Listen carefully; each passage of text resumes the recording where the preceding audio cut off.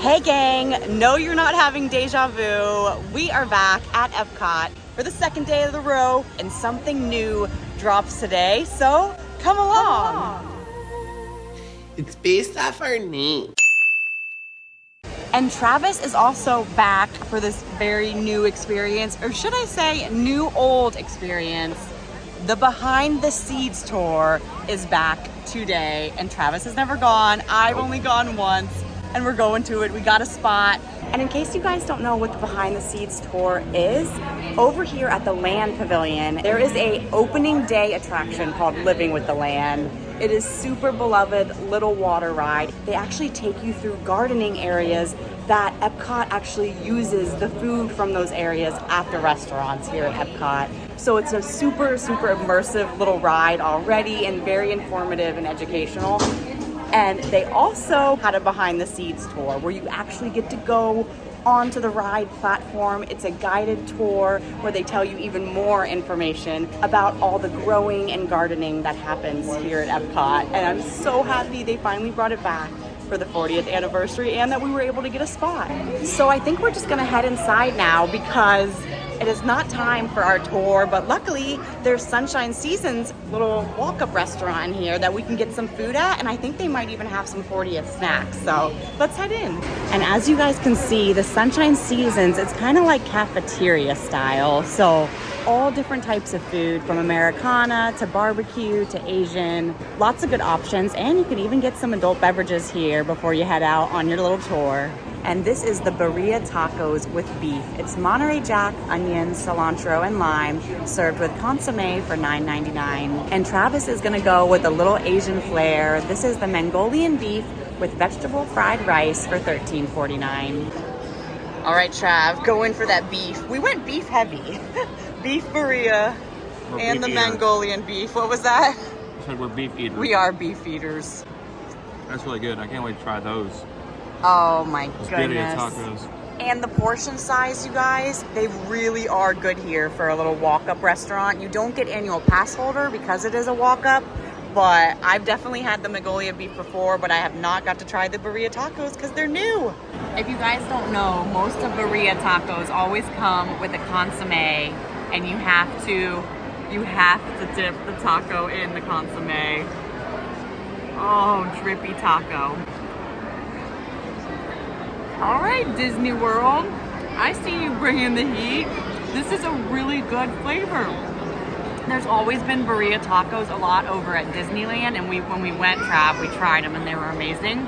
But I have not yet to have a Walt Disney World Berea, and I'm super pumped. This is delicious. And we still have some time before the tour, so let's go actually ride Living with the Land ride before we actually go get to live with it on the tour. So we'll ride it, do a ride through, and then we'll show you guys what it looks like behind the scenes. Yeah, you're gonna get both angles right in your face. And luckily, it's only a 5-minute wait, which is kind of crazy to me being an opening day attraction here at Epcot, with it still being the 40th anniversary weekend. So I'm stoked we're walking right on. The American prairie once appeared as desolate as the desert, but over time, rainwater and nutrients gradually penetrated the hard surface of this land. Even the hooves of the mighty buffalo helped create the rich soil that would one day become home to the American farm.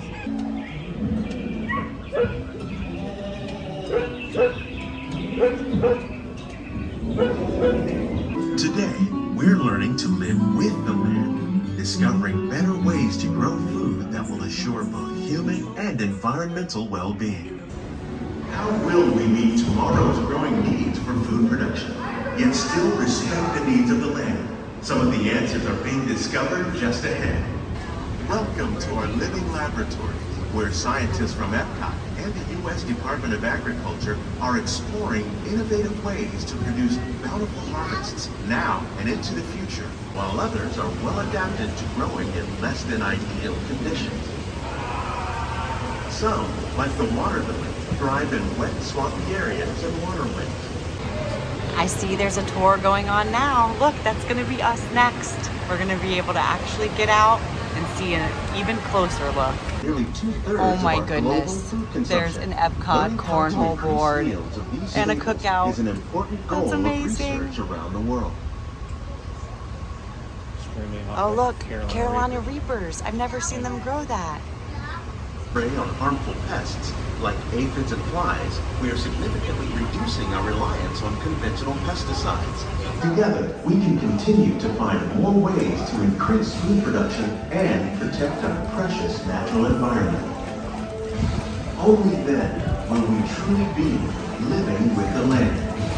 And in case you guys want to know where you check in, as soon as you exit the ride, literally off to the left here is the behind the scenes greenhouse tour check-in desk right here. So you just come here, let them know your name, and you're in. You can even walk up here during the day and see if they have availability, because sometimes they actually will. And they even do have little signs up here that'll let you know when the next tour departs. So this is a 3:30 tour, so we have the actual last one of the day. And our tour is gathering up, and look, they made us little name tags. But look, it has little hidden Mickeys on both of our eyes. I never thought that we both have an I in our name. Now I did. You didn't think about Well, that? now I did. And there's the exit line for Soarin', and we're heading backstage right now. I don't know if you guys know, today is the first day of our tours. We're here on the first day. Very excited. My name is Abby. I'm going to be your tour guide today. A little bit about me. I've been working for Disney's Animal Science and Environment for about 4 years now. I have been a wilderness explorer at Animal Kingdom. I worked with National Geographic on the first season of the Magic of Disney's Animal Kingdom. Nice. Schedulers, so you cannot find me on camera. So. Maybe season 2, fingers crossed. Unless they cut me, then I'm going to go talk to the director. I've also been on education teams at the scene and tours the Animal Kingdom before, and I'm very excited to now be the opening team for our Epcot tour. Today we are going to be on a 1-hour walking and standing tour. Throughout that time we're going to go to our greenhouses, fish farm, and 2 laboratories.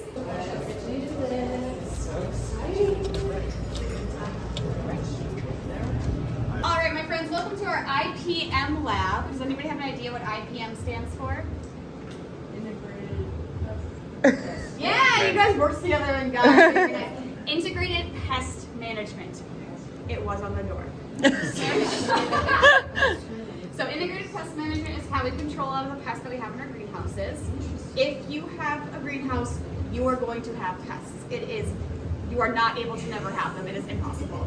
Some examples of IPM going on. On the left, we got some leaf miter flies. On the right, we got some wasps. And before we head into the greenhouse, she actually did give us a behind the scenes greenhouse tour. Whisper unit is what they call it. So even if she's far away from us, we'll be able to hear her. You guys won't, but I'll be able to hear her in this little headset. It's right behind where you see like the blueberry girl in the tunnel. Yes. She's the best one, so I'm going to just call her Blueberry Girl. Oh, she's so sad. I love her so I love her so much. There's also Corn Baby, who I also see. Corn Baby's very good. Every time my friends go on it, we're like, choose your character for the day. The lab that you see on the ride, unfortunately, we cannot go in there because it is a 100% sterile environment. If the workers can't go to the greenhouse, they have to take a shower before they can go back in the box. Wow. Are we all ready to go into the greenhouses? Yes. This is when I get my Willy Wonka moment. Can you do the somersault too? If you want to call an ambulance. Come on in, folks.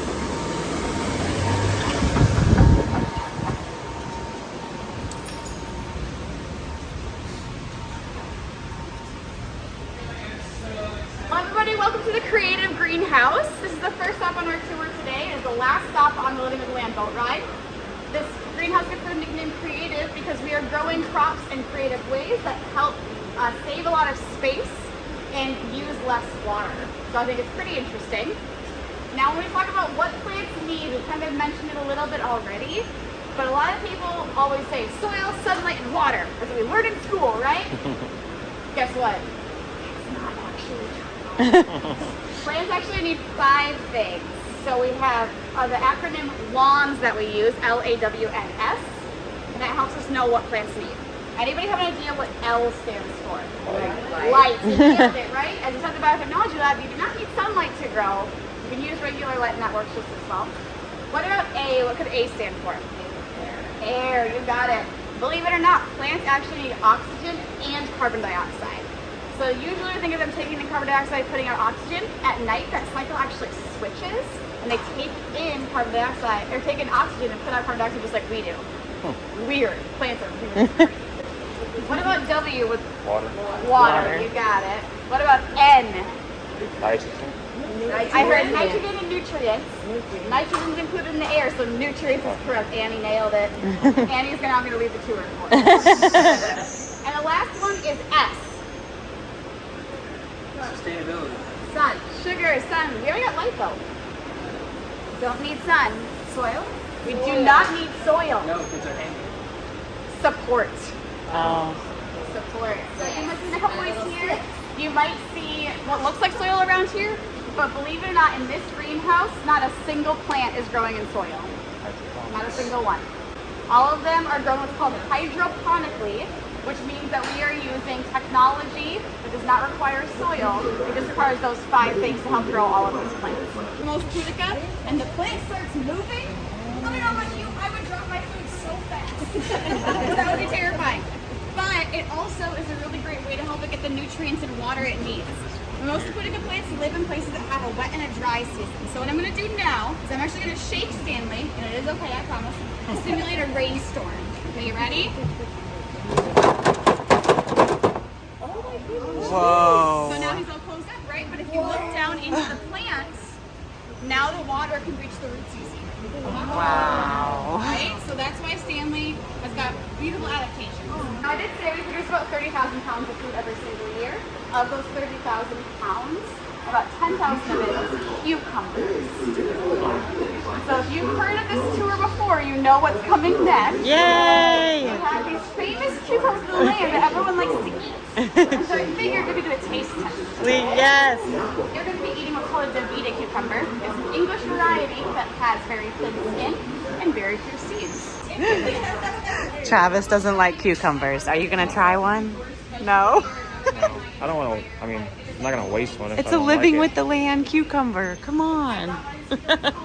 Thank you. Yeah. All right, I'm going to try those cucumbers taste. They're really good. Amazing. It's a toothpick slot for all your toothpicks to go in. I love it. If you do not mind. So eco. So we were saying on what's called a lean and lower system. First, the tomatoes are planted over something called perlite, which is volcanic rock, which is basically popcorn. And so a support plant nutrient solution is in the perlite. As the tomato grows bigger and bigger, we wrap string around the big stem and we move it down the zip line. It's the world's slowest zip line. Is a tomato a tree? No, it is not. Trees have bark. Tomatoes are a vine, but we can train them to grow in this tree formation again for ease of picking. All I do is reach up and grab stuff. You don't have to kind of bend all the way around. Molds to make Mickey cucumbers. That's what this is. Oh wow. So we do not engineer the plants to grow into a Mickey mold. What happens is when they're babies, they're put in here and they will grow to fill out the rest of the mold. Underneath the leaves, you'll see the little cherries. Each cherry has 2 beans in it. Those beans can then be crushed to turn into the coffee that we drink. It takes about 80 beans to make 1 cup of coffee. This is so amazing to get to walk through here. Wow. The lighting is crazy. It's like almost like a living with the land club situation. Oh, what is this? Whoa. Uh-oh, here's the catfish. Look at this catfish. Look at their whiskers. I guess we're gonna help feed the tilapia down here. 1, 2, 3. Whoa.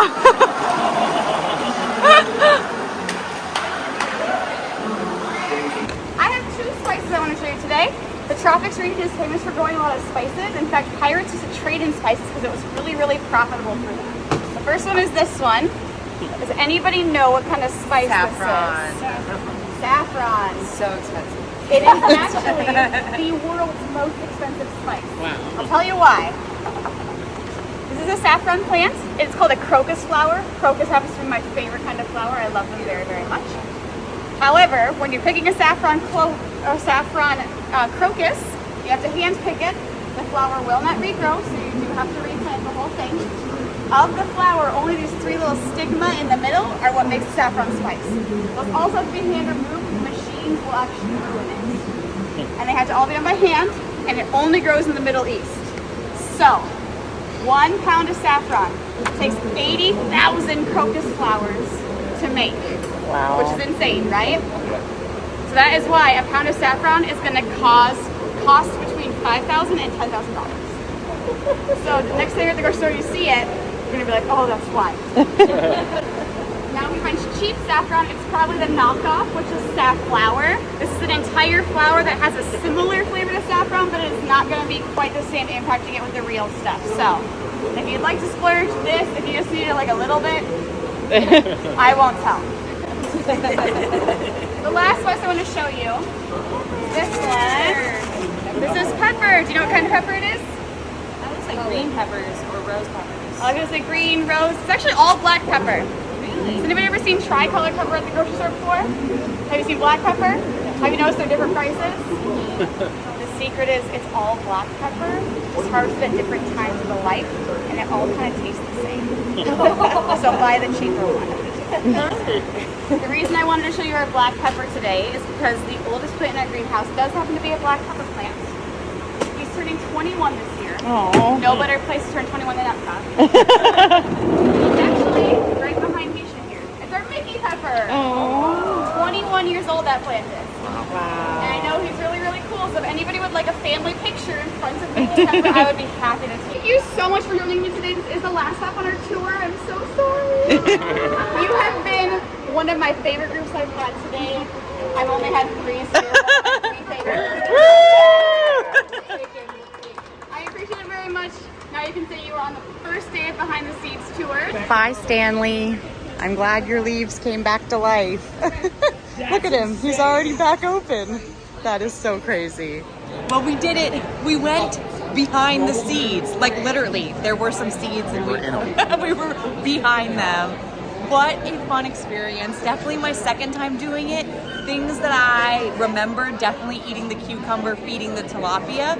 One thing I didn't remember was the little whisper earpieces to actually help you hear the tour guide, because there's some times where they were far away, but I could hear her perfectly. I think it depends on the size of the group she's Yeah. in. If it's a smaller group, only like 5 to 10 people, I think our group was probably 20 or 25. So Yeah. we tend to get farther away. So if it's a smaller group, she can just talk instead of Exactly. having to wear the earpiece. But And what, yeah, what did you think for your first time experience? I thought it was cool. Obviously, it would be cool to go into some of those labs and stuff that you see, but she pretty much told us those are sterile environments. Like they have to like scrub down and do The a bunch shower. of stuff to even go in those areas. So I get that they're kind of restricted and stuff like that. But yeah, it was cool to see all the background stuff, and I always love that type of Yes. biology and agricultural stuff like that too. So yeah, it's cool. And for the price, you guys, it is a $35 tour. It is hands down the cheapest tour that you and your family can experience on Walt Disney World property. I think when I went back in the day, it was $25. So everything goes inflation, up in price. it has gone up about $10, but it's an hour walking and standing tour. So be prepared for that. They said go to the bathroom, do everything.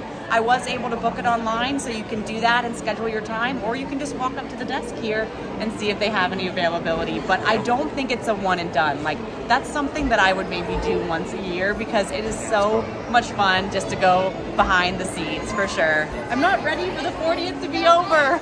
I don't want to leave. Can I just become an Epcot vlogger now, Travis? Like, just strictly film Epcot? You can do whatever you want. I know. Would you It's your guys life. mind that? Can this just be an Epcot channel now?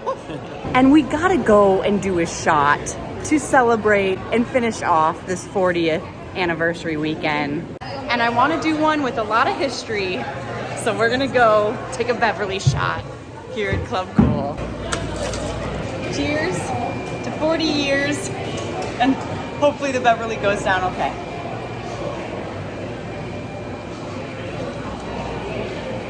It barely went down.